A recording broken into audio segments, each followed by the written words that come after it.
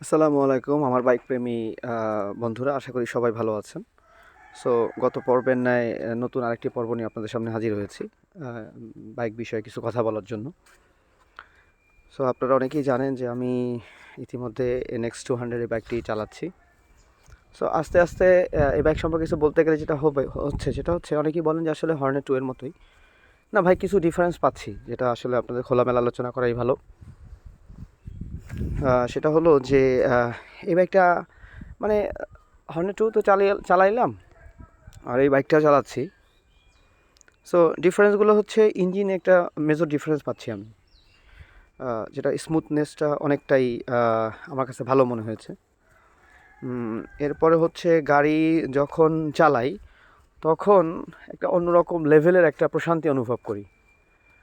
So আমার এই কথাগুলো অনেকের ভালো লাগতে পারে, নাও লাগতে পারে। সো অনুগ্রহ করে বলবো আপনাদেরকে, সেটা হচ্ছে যে কাইন্ডলি একটু চালিয়ে দেখবেন ভাই।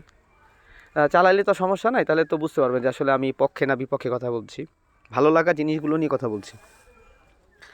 এখন আপনার মনে হতে পারে যে আপনি শুধু এই হর্নেট নিয়ে NX200 নিয়ে পড়ে আছেন, হুন্ডা কোম্পানির বাইক নিয়েই কথা বলছেন। প্রথম কথা একটু ক্লিয়ার করে বলি, আমি একদম ছোট্ট, আমার নিজের পার্সোনাল বাইক, এই জন্য দু একটা কথা আপনাদের সাথে শেয়ার করি, যেটা একান্তই আমার মতামত। আমার মতো এত ক্ষুদ্র লোককে তো কোম্পানি কখনোই প্রমোট করবে না, এটা তো প্রশ্নই আসে না। সো আমার কিছু আহ, উম, থেকে, নিজস্ব উপলব্ধি থেকে, কারণ অনেকেই হয়তো বা বাইক কিনতে চান, বাইক কিনছেন, তাদের জন্যই আসলে এইসব ভিডিওগুলো মূলত আমার করা।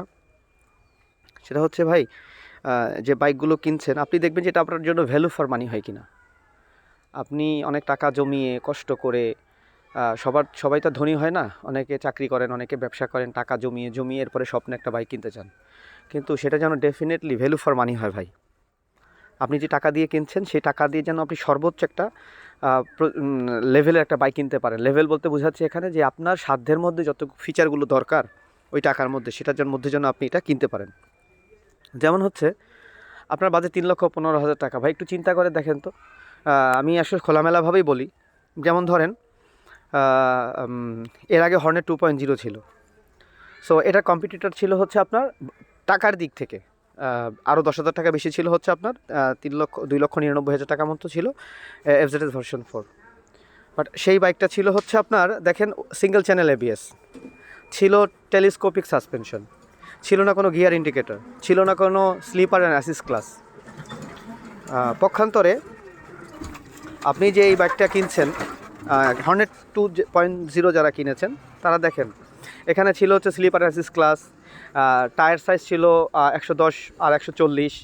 এরপরে ছিল হচ্ছে সিঙ্গেল চ্যানেল ABS, ঠিক আছে, ইউএসডি সাসপেনশন ছিল, এখানে ছিল টেলিস্কোপিক, এখানে ছিল ইউএসডি সাসপেনশন। এরপর গিয়ার ইন্ডিকেটর ছিল।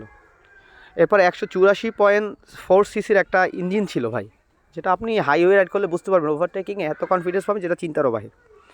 সো এরপরে NX200 বাইক নিয়ে কথা বলছি এখন, কারণ এই বাইকটার দাম এখন 3,15,000 টাকা। তো 2,99,000 টাকা থেকে মাত্র 25,000 টাকা বাড়িয়ে 3,15,000 টাকা করেছে ওরা। এই 25,000 টাকা ডিফারেন্সে কী কী দিয়েছে সেটা একটু চিন্তা করেন।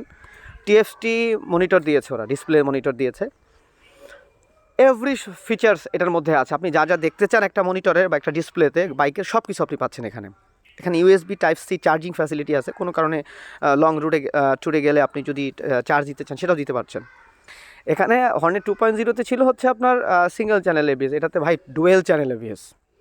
এরপর হর্নেট 2.0-তে ছিল হচ্ছে আপনার কী জানি বলে, ছিল না, TFT মনিটর ছিল না, এটা বলে TFT ডিসপ্লে আছে। ট্রাকশন কন্ট্রোল ছিল না হর্নেট 2.0-তে, এটাতে কিন্তু ট্রাকশন কন্ট্রোলও দিয়েছে। সো এই সব ফিচারগুলো ওরা চেঞ্জ করেছে। ইঞ্জিন তো 184.4 সিসি আছে। সো এতগুলো পরিবর্তন করে ওরা মাত্র দাম নিচ্ছে মাত্র 25,000 টাকা। আর সম্প্রতি একটা বাইক লঞ্চ হয়েছে, যেটাকে বলছে হচ্ছে FZS ভার্সন 4-এরই একটা হাইব্রিড মডেল আর কি।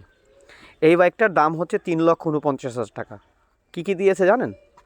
এটা দিয়েছে হচ্ছে, FZS ভার্সন 4-এ ছিল হচ্ছে আপনার ডিজিটাল মনিটর, এটার মধ্যে রয়েছে TFT মনিটর, আর কিছুই কোনো পার্থক্য নাই। ও আচ্ছা, আর একটা পার্থক্য, সেটা হচ্ছে এটাতে আছে আবার, কি বলছে ওরা, হাইব্রিড দিয়েছে এই কারণে, যেটার মধ্যে আছে হচ্ছে আপনার SMG, অর্থাৎ স্মার্ট ওরে হচ্ছে মোটর জেনারেটর। মানে আপনি যদি বাইকটা স্টার্ট এটা যদি অন করে রাখেন তখন কি হবে, আপনি হঠাৎ করে বাইক এক জায়গায় জ্যামের মধ্যে পড়ে গেলেন, তো যখন বাইকটাকে নিয়ে দাঁড়াবেন তখন অটোমেটিক এটার ইটা বন্ধ হয়ে যাবে, ইঞ্জিনটা বন্ধ হয়ে যাবে। যখন ক্লাচটা চাপবেন আবার ইঞ্জিনটা কী হয়ে যাবে, চালু হয়ে যাবে। আরে ভাই, এই system by technology, i3s technology নামে হিরো অনেক আগেই নিয়ে এসেছিলো বাংলাদেশে। সো এটা নতুন কিছু না ভাই। হিরোর গাড়িতেগুলো যারা জানে না তারা খবর নিয়ে দেখবেন, এই i3s টেকনোলজি হিরোর ছিল এবং তারা ওই সেম কাজই করতো। ক্লাস চাপলে গাড়ি স্টার্ট হতো, আর যদি জ্যামের মধ্যে গাড়ি বসা থাকতো তাহলে স্টার্ট বন্ধ হয়ে যেত, মানে ফুয়েল সেভ হতো আর কি এটা। সো একমাত্র আমি যেটা দেখছি সেটা হচ্ছে আপনার এই এফজেডএস ভার্সন 4 আর যেটা হাইভিএস ইটা আপনার এফজেডএস হাইব্রিড যেটা, এটা শুধুমাত্র টিএফটি মনিটরটা দিয়ে তারা দাম নিচ্ছে প্রায় 50,000 টাকা বেশি। কিছুই না, ডুয়েল চ্যানেল এবিএস নাই, ইউএসডি সাসপেনশন নাই, তারপরে হচ্ছে নাই, ট্রাকশন কন্ট্রোল আগেও ছিল এখনও আছে। সো আমি আর কোনো পার্থক্য দেখছি না। সো সেই হিসাবে ভ্যালু ফর মানি ডেফিনেটলি হচ্ছে আপনার NX200। আমি কোনো বাইকের গুণগান গাচ্ছি না, আমি জাস্ট বলছি যে আপনি যে কষ্ট করে বাইকটা কিনছেন এই টাকাটা দিয়ে আপনি সত্যিকার অর্থেই একটা ভ্যালু ফর মানি বাইক পাচ্ছেন কি না। সো বাকিটা জাজমেন্ট আপনাদের ওপরে।